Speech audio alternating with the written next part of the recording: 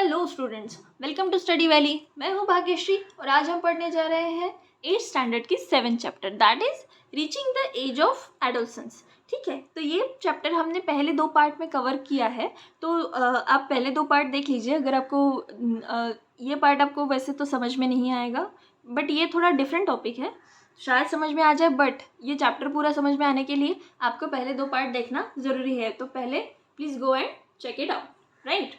सो चलो देखते हैं how is the sex of baby determined. जब कैसे पता चलता है, कैसे होता है, लड़का है या लड़की।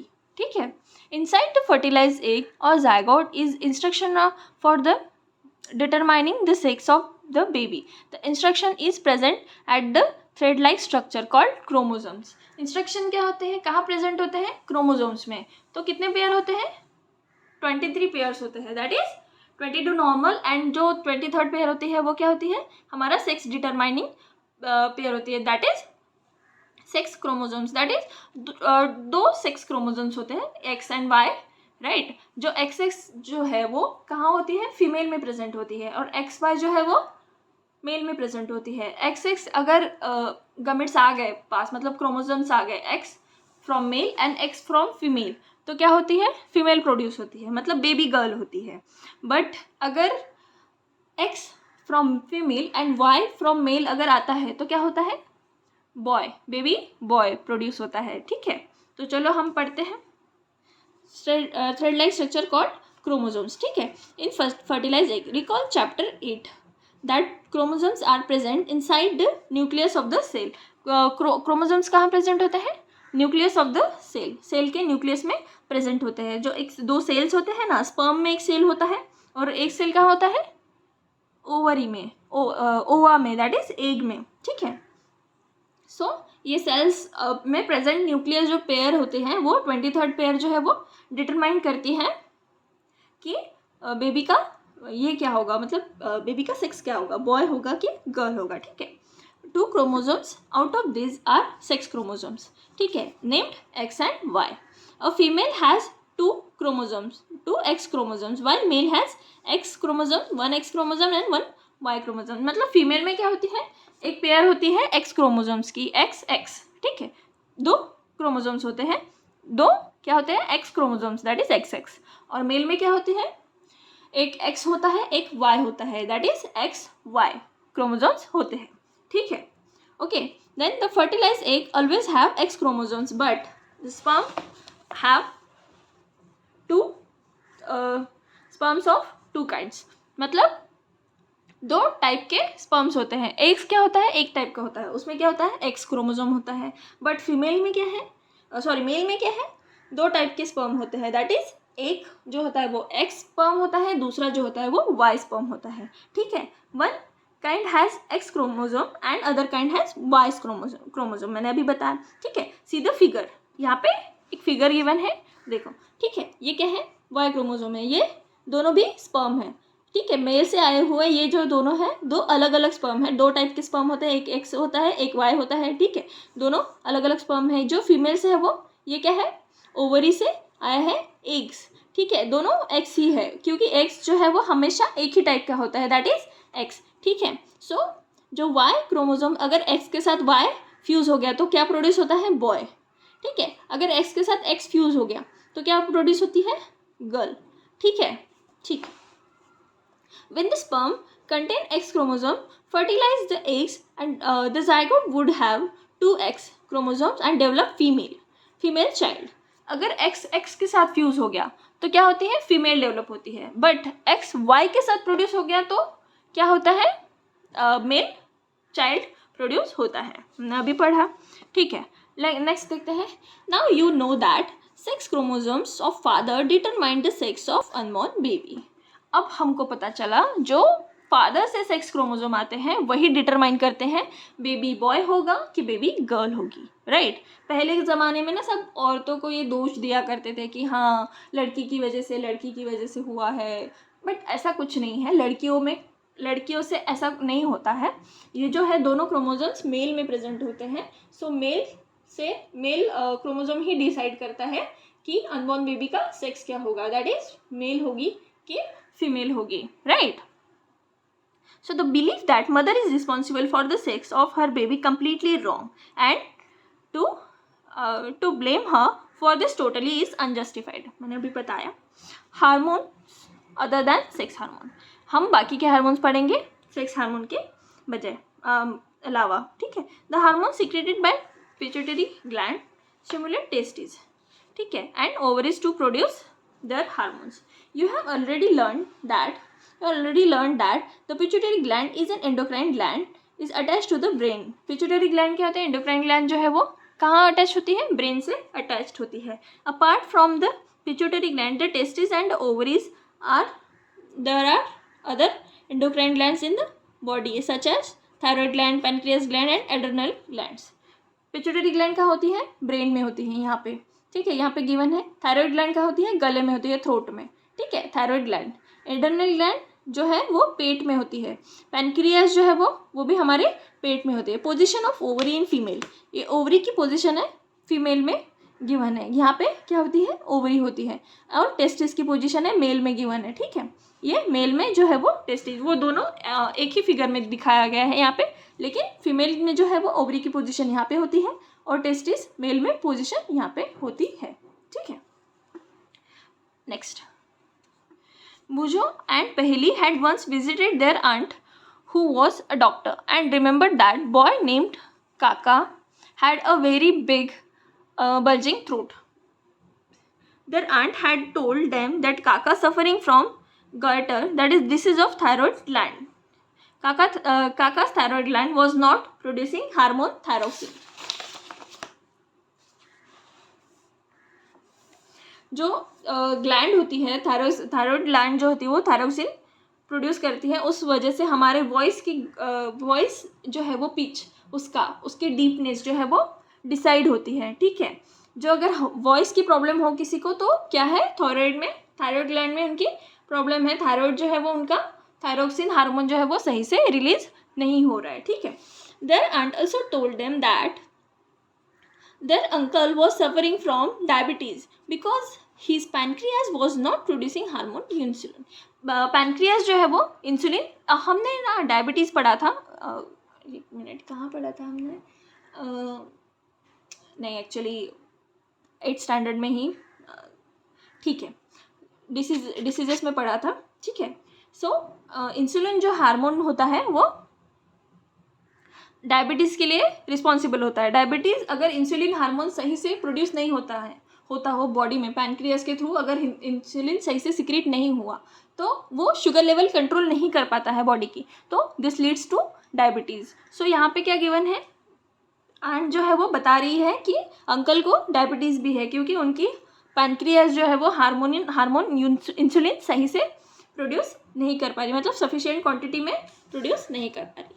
Bujo and Paheli then asked their aunt about the adrenal glands, मतलब adrenal glands के बारे में पूछते हैं, which are also shown in the chart, मतलब एक चार्ट जो हम पिछली बार हमने देखा है पिछले पेज पे, ठीक है, on the wall for the her clinic, मतलब वही जो चार्ट था वो वही वॉल पे लगा हुआ था क्लिनिक के. तो Bujo and Paheli adrenal gland के बारे में पूछते हैं. The aunt told them that adrenal gland secrete hormone which maintain the correct salt balance on the blood.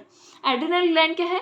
जैसे इंसुलिन जो है वो शुगर लेवल कंट्रोल करता है, एड्रेनल ग्लैंड क्या करती है? सॉल्ट लेवल कंट्रोल करती है बॉडी की, ठीक है. Adrenal gland also produce hormone adrenaline, ठीक है. ये क्या कंट्रोल करता है? सॉल्ट, ठीक है. ये क्या कंट्रोल करता है? सॉल्ट. और इंसुलिन क्या कंट्रोल करता है? शुगर, ठीक है. इंसुलिन क्या कंट्रोल करता है? शुगर. एंड एड्रेनलाइन क्या कंट्रोल करता है? एड्रेनलाइन क्या कंट्रोल करता है? सॉल्ट, ठीक है. It helps the body to adjust to the stress when one is very angry, embarrassed और वरीड, ठीक है. Thyroid and adrenals secrete their hormone when they receive order from the pituitary gland through its hormones. जब pituitary gland से उनको order receive होता है तो ही वो हार्मोन सीक्रेट करते हैं. Pituitary also secret growth hormone. Pituitary gland जो है वो क्या करती है? ग्रोथ हार्मोन भी सीक्रेट करती है, which is necessary for the normal growth of the person. जो पर्सन की नॉर्मल ग्रोथ के लिए वो ज़रूरी है, मतलब बॉडी ग्रो होने के लिए जो ज़रूरी है वो हार्मोन भी सीक्रेट करती है। ठीक है, नेक्स्ट देखते हैं role of hormone in completing the life history and insects and frogs. Hormone का रोल देखते हैं जो हम इंसेक्ट्स और फ्रॉग्स में। ठीक है, you have already learn about the life history of silk moth and frog. The caterpillar has to, हमने इसके प्रीवियस चैप्टर में ही देखा है। 6th चैप्टर में हमने कैटरपिलर के बारे में पढ़ा है, हमने फ्रॉग के बारे में पढ़ा है, उनका रिप्रोडक्शन पढ़ा है, उनके हार्मोन्स के बारे में पढ़ा है। ठीक है, तो इसमें हमने देखते हैं रोल ऑफ हार्मोन्स, देखते हैं उनकी लाइफ में क्या क्या है। ठीक है, the life history of the silk moth. Similarly the tadpole passes through the certain stages become a frog in chapter 9. चलो, this changes from larva to adult in the metamorphosis. Metamorphosis is in the insect is controlled by insect hormone. Metamorphosis होता है insects में, वो किससे control होता है? Insect hormone से। In the frog it is control by thyroxine. Frog में किससे कंट्रोल होता है? थायरोक्सिन से, थायरॉयड ग्लैंड से। मतलब हमारे इसमें भी थायरॉयड है, फ्रॉग्स में भी थायरोक्सिन हार्मोन प्रोड्यूस होता है। Thyroxine production requires the presence of iodine in water.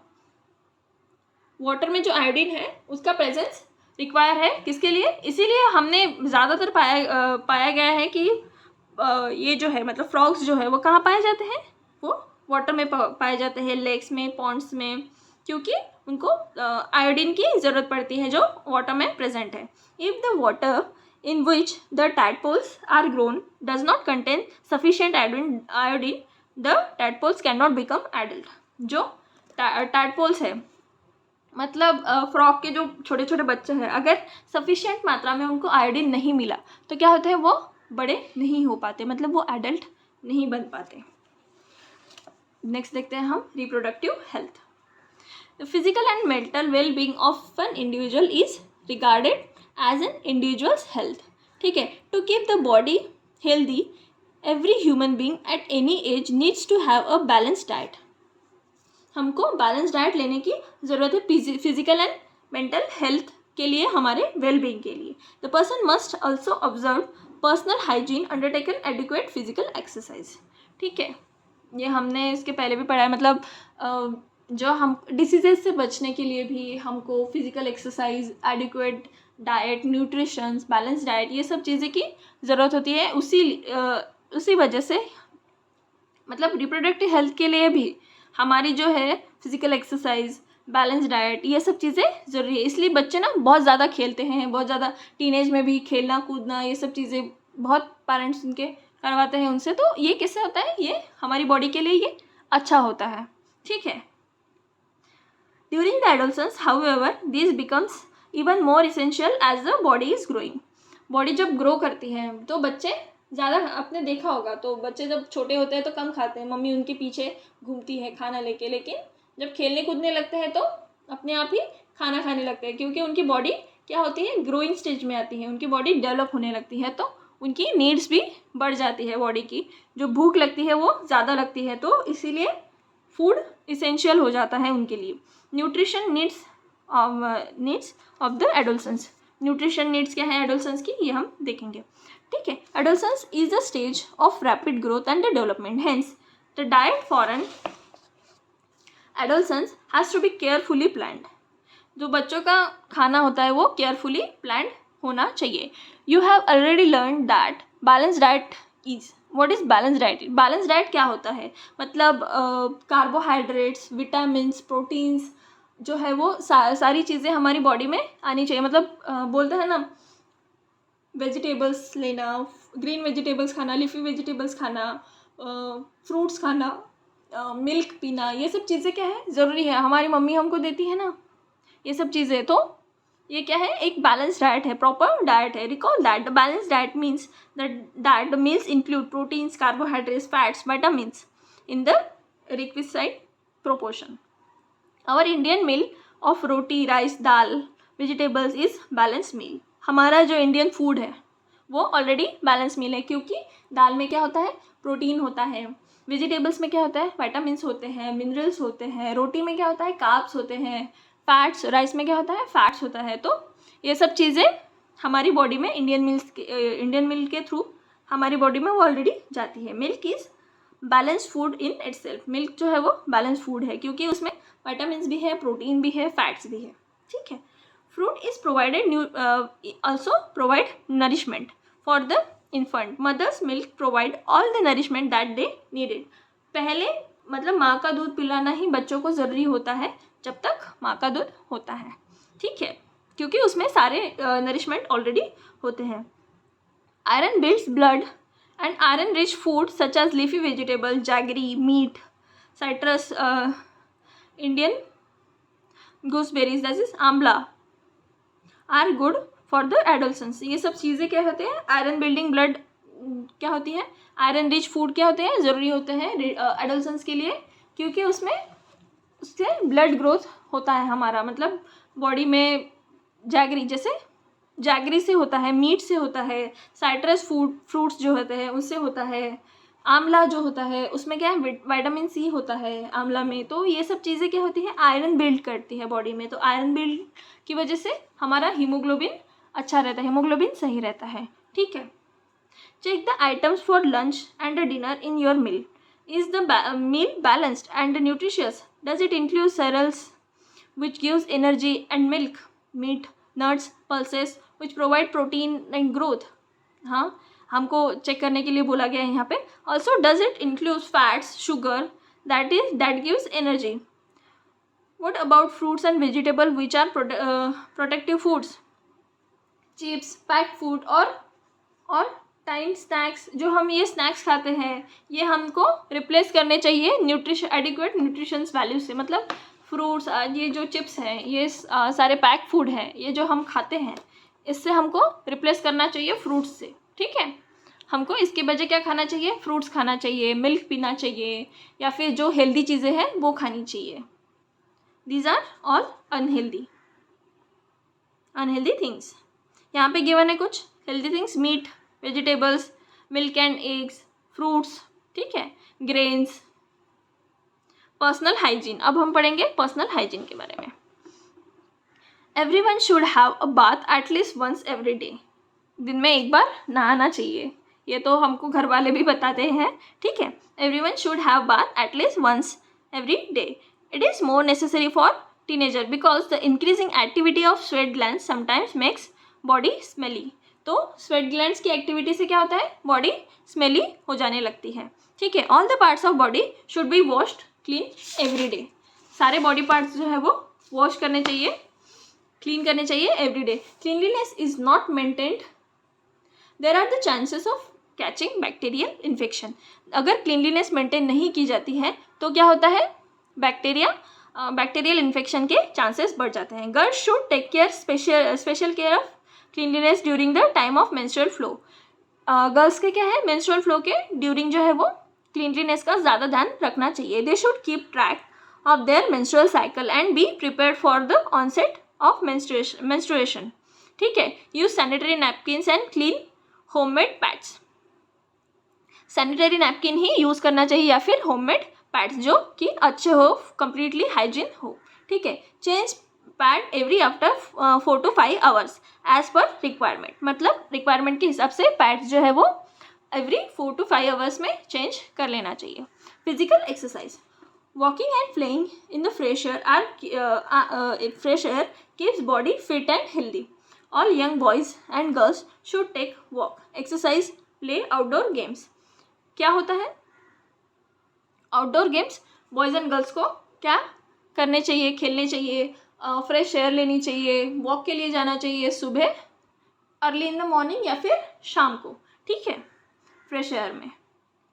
से नो टू ड्रग्स, ये हम पढ़ेंगे, ठीक है। Adolescence is a period of much activity in the body and mind which is normal part of growing up, ठीक है। So do not feel confuse और insecure. इसमें क्या होता है, हम इनसिक्योर फील करते हैं, बहुत कन्फ्यूज और इनसिक्योर फील करते हैं। If anybody suggest that you will get relief if take some drugs, just say no. अगर कोई बोला आपको कि आप इस ड्रग से आप रिलीफ फील करोगे या फिर रिलैक्स फील करोगे तो उनको कहिए नहीं। Unless prescribe by doctor. अगर आपको डॉक्टर, जब तक आपको डॉक्टर्स नहीं बताते, डॉक्टर्स नहीं सजेस्ट करते, तब तक कोई ड्रग्स नहीं लेना है, ठीक है। Drugs are addictive. ड्रग्स क्या होते हैं? एडिक्टिव होते हैं। ड्रग्स का एडिक्शन लग सकता है और ये बॉडी के लिए बहुत हार्मफुल होता है, ठीक है। If you take them once you feel like taking them again and again. They harm the body in the long run. They ruin your health and happiness. जो ड्रग्स होते हैं वो बहुत ज़्यादा ख़राब होते हैं। ड्रग्स कभी नहीं लेना चाहिए, ठीक है। वो बॉडी लॉन्ग रन में हार्म करते हैं, हमारी हेल्थ और हमारी हैप्पीनेस को क्या है, बर्बाद कर देते हैं पूरा, ठीक है। So you must have heard about AIDS which is cause by dangerous virus HIV. This virus can pass on the normal person from infected person by sharing the syringe used for the injecting drugs. जो drugs क्या लेते हैं? Injection से लेते हैं। जब हमारे मतलब इंजेक्शन से हम कोई ड्रग ले रहे हैं, तो अगर इन्फेक्टेड पर्सन से हम वो सिरिंज खुद की बॉडी में इंसर्ट करते हैं तो क्या हो सकता है? हमें HIV का इन्फेक्शन हो सकता है। इसीलिए ये भी खतरा है, इसीलिए ड्रग्स ना लेना ही बेहतर है, ठीक है। और सिरिंज भी ले कोई अगर इंजेक्शन भी लेते हैं तो हमको चेक करना है कि वो सिरिंज जो है वो प्रॉपर स्टरलाइज हो या फिर नहीं हो। It is also be transmitted to the infant from the infected mother through her milk. The virus can also be transmitted through sexual contact with infected person with the HIV. अगर sexual contact हो गया किसी HIV person के साथ, फिर भी ये virus transmit हो सकता है. सो हमको इस एज में ये सब चीज़ों के लिए हमको अवेयर रहना चाहिए कि ये सब चीज़ें हमने नहीं करनी चाहिए, राइट. सो यहाँ पे हमारा reaching the age of adolescence ये है चैप्टर ख़त्म होता है. इस चैप्टर का हम एक्सरसाइज बचा है, एक्सरसाइज हम देखेंगे नेक्स्ट पार्ट में. तब तक के लिए प्लीज़ वीडियो को लाइक शेयर एंड सब्सक्राइब कर दीजिए. अगर आपने तीनों पार्ट नहीं देखे हैं इस वीडियो के, इस चैप्टर के, तो तीनों पार्ट देख लीजिए ताकि आपको सही से ये चैप्टर समझ में आ जाए, राइट. तो चलिए नेक्स्ट पार्ट में हम इसका एक्सरसाइज देखते हैं. तब तक के लिए प्लीज़ वीडियो को लाइक शेयर एंड सब्सक्राइब कर दीजिए and thank you for watching.